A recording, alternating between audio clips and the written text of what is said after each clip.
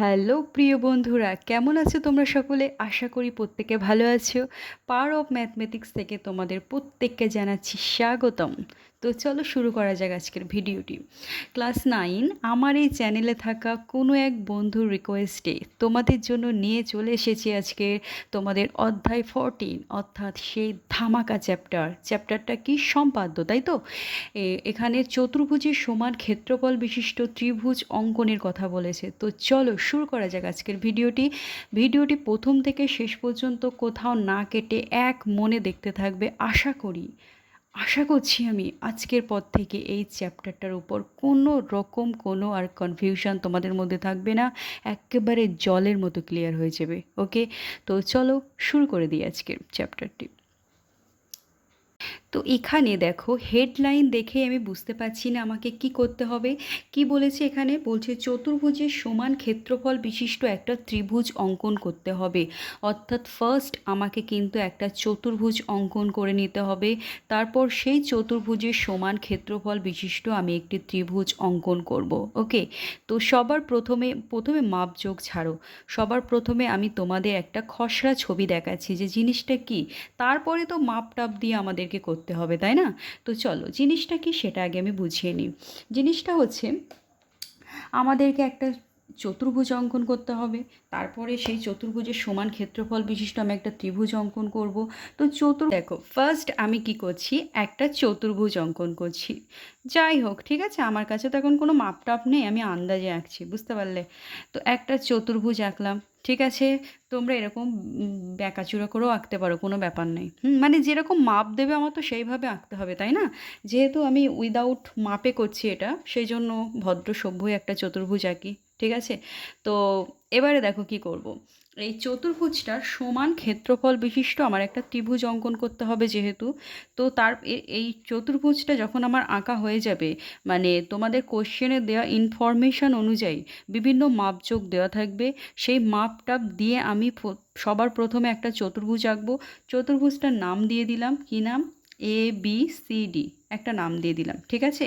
এরপর কি করব, আমি সাথে সাথে এখানে একটা কর্ণ টেনে দেবো, সাথে একটা কর্ণ টেনে দেবো, ঠিক আছে। কর্ণ টানা হয়ে গেল। তারপর কি করব, কর্ণটা টানা হয়ে যাওয়ার পরে না, তোমরা এই যে নিচের যে বাহুটা থাকবে ওটাকে বাড়িয়ে দেবে, ঠিক আছে। আচ্ছা, তারপর কি করব? এরপরে আমরা এই ডি বিন্দুতে পেন্সিল কম্পাস বসাবো। ওকে, পেন্সিল কম্পাসটা বসিয়ে কি করব, এই এসি কর্ণের মাপ নেব, নিয়ে এই জায়গাটাতে বসাবো, এখানে বসাবো, ঠিক আছে। এসি কর্ণের মাপ নিয়ে কি করব, ওই মাপটা দিয়ে এরকম একটা জায়গায়, যে কোনো একটা জায়গায় আসবে, একটা বৃত্তচাপ অঙ্কন করব, ঠিক আছে। তারপরে কি করব আমরা, তারপরে আবার কি করব, অর্থাৎ দেখো আমাদের কাজ হবে কিন্তু এই এতটুকু জায়গা নেই, এই এতটুকু জায়গা ছাড়ো, এই জায়গাটার আমার প্রয়োজন নেই, এই জায়গাটুকুর আমার কোনো দরকার নেই, আমি কাজ করব এই এতটুকু জায়গা নিয়ে। এটা আমি যখনই কর্ণ টেনে দেবো, দেখো তো দুই দিকে দুটো ত্রিভুজ আলাদা আলাদা, মানে দুটো ত্রিভুজ তৈরি হলো না দুই দিকে? তো মানে আপার লেভেলে যে ত্রিভুজটা তৈরি হয়েছে, সেই আপার লেভেলের ত্রিভুজটা, ওটা ধরে আমি কাজ করব। কি করব, যে দেখব যে ডি বিন্দুর বিপরীতে অপোজিটে কোন বাহুটা আছে। তো এর অপোজিটে আছে আমার এসি বাহু। তো এই এসি বাহুর মাপটা নেব, নিয়ে ডি বিন্দুতে বসিয়ে এখানে একটা বৃত্তচাপ অঙ্কন করব। তারপরে কি করব, দেখো সি বিন্দুতে বসাবো পেন্সিল কম্পাসটা, সি বিন্দুতে বসিয়ে এর তাহলে অপোজিটে কোন বাহুটা আছে, এডি বাহু আছে। তো সি বিন্দুতে বসিয়ে এই এডি বাহুয়ের মাপ নিয়ে এখান থেকে এখানে এর উপরে আর একটা বৃত্তচাপ অঙ্কন করব, ঠিক আছে। তারপরে আমরা কি করব, এই জায়গাটার একটা নাম দিয়ে দেবো, এই যে জায়গাটায় এরা দুটো বৃত্তচাপ মিলিত হচ্ছে সেই জায়গাটার একটা নাম দিয়ে দেবো। কি নাম দেব, দিলাম ধরো পি। ওকে, এরপর আমরা কি করব, এই ডি আর পি এটা তো যুক্ত করতে হবে, তাই না? তো এখান থেকে দাগ টেনে দিলাম, দেখো, এবং এটা বর্ধিতও করে দিলাম। ওকে, তো এই ডি আর পি যুক্ত করে কোন পর্যন্ত বর্ধিত করলাম, এখানে নাম দিলাম ধরো কিউ।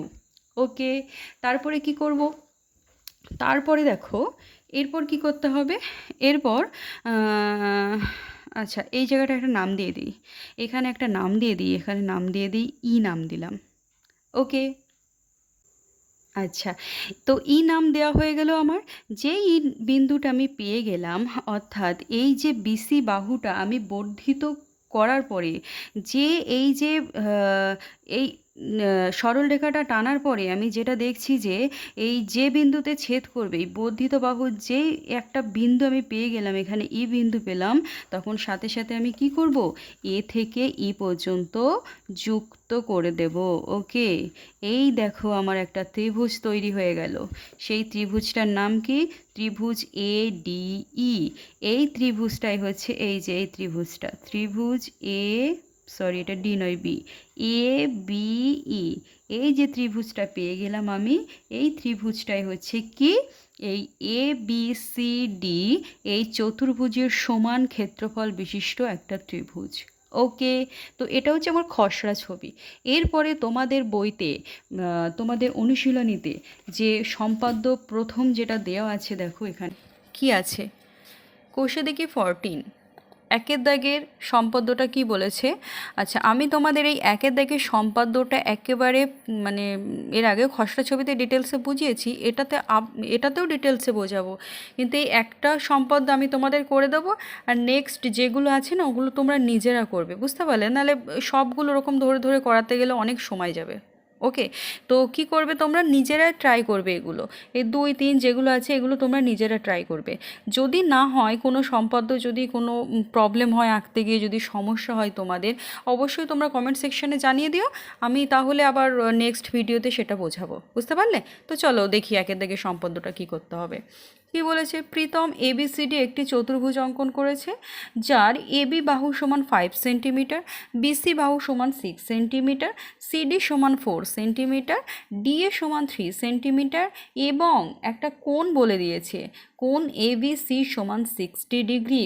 অর্থাৎ এই এতগুলো যে ইনফরমেশনগুলো দেওয়া আছে না, এই ইনফরমেশনগুলো নিয়ে আমাকে একটা কী অঙ্কন করতে হবে, একটা চতুর্ভুজ অঙ্কন করতে হবে সবার প্রথমে। তারপরে যখন আমরা চতুর্ভুজটা পেয়ে যাব তখন ওই সেই ডায়াগোনাল আঁকবো, মানে কর্ণ টানবো, কর্ণ টেনে তারপরে কি সেই অপোজিট বাহুগুলোর মাপটাপ নিয়ে আমরা একটা কি তৈরি করব, কি করতে চলেছি আমরা, ত্রিভুজ অঙ্কন করব, তাই তো? অর্থাৎ সবার প্রথমে আমাকে এই ইনফরমেশনগুলো দিয়ে চতুর্ভুজ অঙ্কন করতে হবে, তারপরে সেই চতুর্ভুজের সমান ক্ষেত্রফল বিশিষ্ট আমরা ত্রিভুজ অঙ্কন করব, তাই না? তো চলো শুরু করা যাক। মাপটাপগুলো আগে নিয়ে নিই।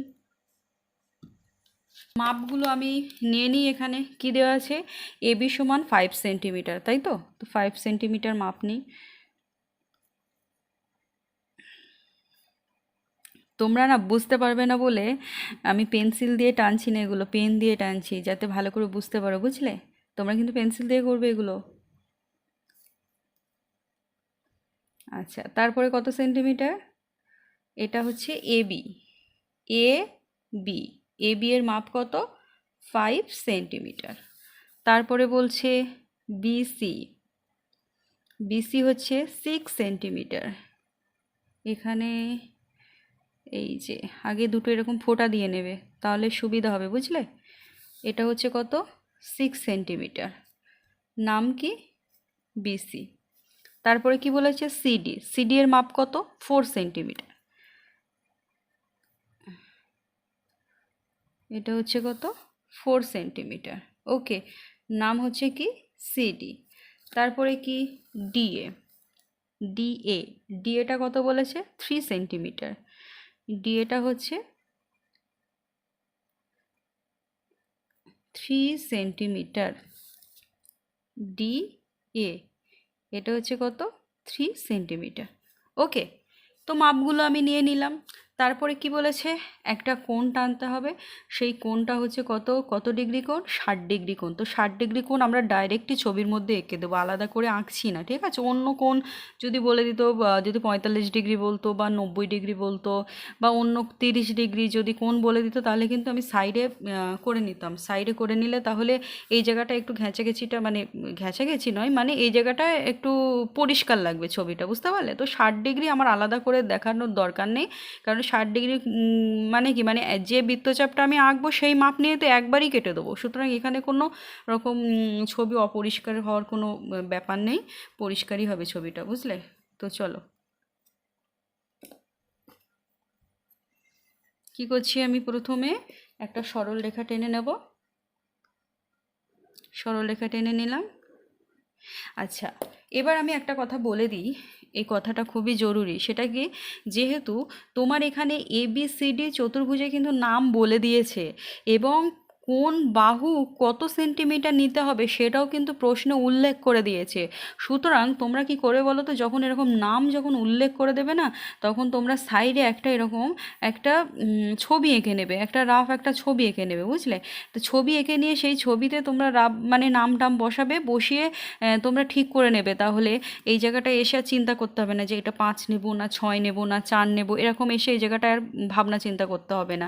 আমরা এই রাফ ছবিটা দেখে দেখেই বুঝতে পারবো যে কোন জায়গাটায় কত মাপ নিতে হবে। ঠিক আছে, আমার বলে দিয়েছে এটা যদি আমি নাম দিই ABCD, তাহলে আমার কোণ ABC সমান 60 ডিগ্রি বলেছে, মানে এই জায়গাটায় আমার তাহলে 60 ডিগ্রি কোণ আঁকতে হবে, তাই না? আর AB বাহু, তাহলে এই জায়গাটা আমার 5 সেন্টিমিটার মাপ নিতে হবে। আর BC মানে কি, এই জায়গাটায় আমার তাহলে 6 সেন্টিমিটার মাপ নিতে হবে। আর CD আছে, CD তাহলে আমার এই জায়গাটায় কত সেন্টিমিটার, 4 সেন্টিমিটার মাপ নিয়ে নিতে হবে। আর DA মানে এই জায়গাটা আমার তাহলে কত সেন্টিমিটার, 3 সেন্টিমিটার মাপ নিয়ে নিতে হবে। এবার আমি বুঝতে পেরেছি, আমার কাছে পুরো জলের মতো ক্লিয়ার হয়ে গেল কোন জায়গাটায় কীরকম মাপ নেব। এবার আমি টুকটুক করে আঁকি। চলো, কি করব, সবার প্রথমে আমি এই জায়গাটায় দেখো BC বাহুর কত সেন্টিমিটার মাপ আছে, 6 সেন্টিমিটার। 6 সেন্টিমিটার কোথায়, এই যে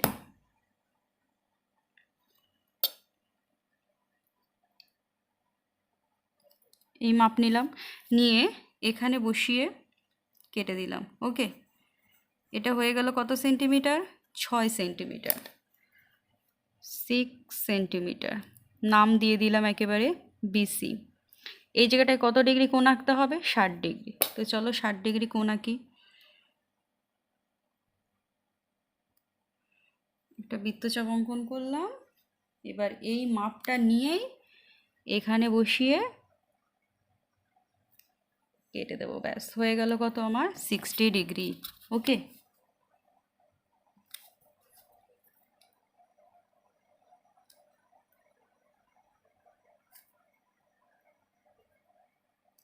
এই যে টেনে দিলাম।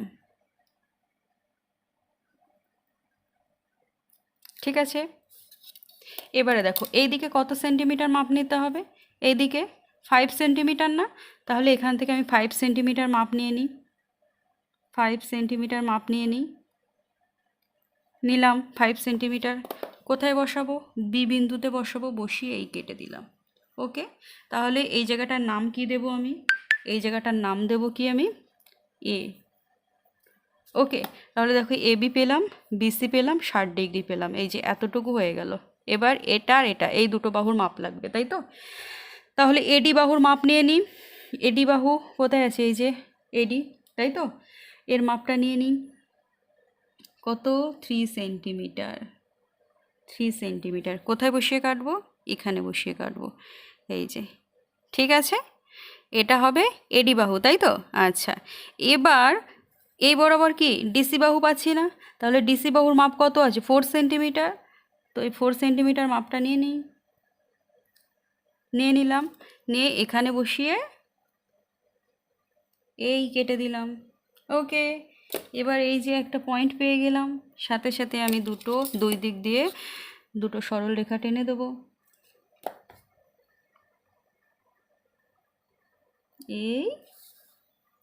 এই বরাবর যাবে,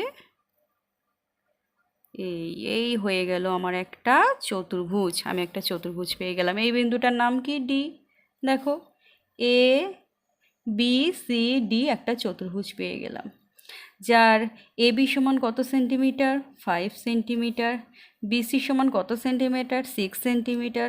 CD সমান কত সেন্টিমিটার, 4 সেন্টিমিটার। AD সমান কত সেন্টিমিটার, 3 সেন্টিমিটার। এবং এই কোণটার মান কত ডিগ্রি পেয়েছি আমি, 60 ডিগ্রি পেয়েছি, তাই তো? 60 ডিগ্রি কোণ পেয়ে গেলাম। ওকে, এরপর আমি কি বলেছিলাম তোমাদের, খসড়া ছবিতে কি বলেছিলাম, যে যখনই আমি চতুর্ভুজ পেয়ে যাব, সাথে সাথে আমি কি করব, একটা কর্ণ টেনে দেবো, সাথে সাথে একটা কর্ণ টেনে দেবো।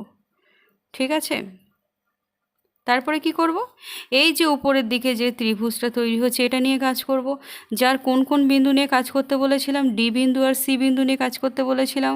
তাহলে ডি বিন্দুতে বসিয়ে কোন বাহুটার মাপ নেব, ঠিক তার অপোজিটে, মানে এই কর্ণটা, তাই তো? এসি কর্ণের মাপ নিয়ে নিই, এসি কর্ণের মাপ নিয়ে নিই। এ থেকে সি পর্যন্ত মাপ নিয়ে নিলাম, নিয়ে কোথায় বসাবো, ডিতে বসাবো, বসিয়ে এই যে বৃত্তচাপ অঙ্কন করলাম। এরপরে কোথায় বসাবো, সিতে বসাবো, সি বিন্দুতে। সি বিন্দুতে যখন বসাবো তখন কোন বাহুটার মাপ নেব, এই যে এডি বাহুর মাপ নেব। তাহলে চলো এডি বাহুর মাপ নিই, এডি বাহুর মাপ নিই, নিয়ে কোথায় বসাবো, সিতে বসাবো, বসিয়ে এই কেটে দিলাম।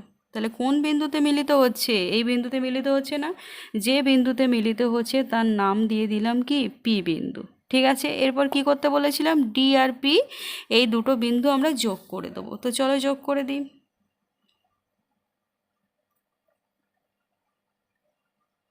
এই যে যোগ করে দিলাম ডি আর পি বিন্দু। ওকে, তারপরে এই বর্ধিত অংশটা এদিকে নাম দিয়ে দিলাম কিউ। তাহলে দেখো তো এই বিসি এর বর্ধিত অংশকে একটা বিন্দুতে কাট করে গেছে না, কোন বিন্দুতে, ই বিন্দুতে। যখনই আমরা ই বিন্দুটা পেয়ে যাব তখনই কি বললাম, সাথে সাথে এ কমা ই যোগ করে দেব। যেই না আমি এ কমা ই যোগ করে দিলাম, আমি পেয়ে গেলাম কি, ত্রিভুজ। যে ত্রিভুজটা এই এ বি সি ডি চতুর্ভুজের সমান ক্ষেত্রফল বিশিষ্ট একটা ত্রিভুজ। ঠিক আছে, তাহলে আমার এখানে এ বি সি ডি চতুর্ভুজের সমান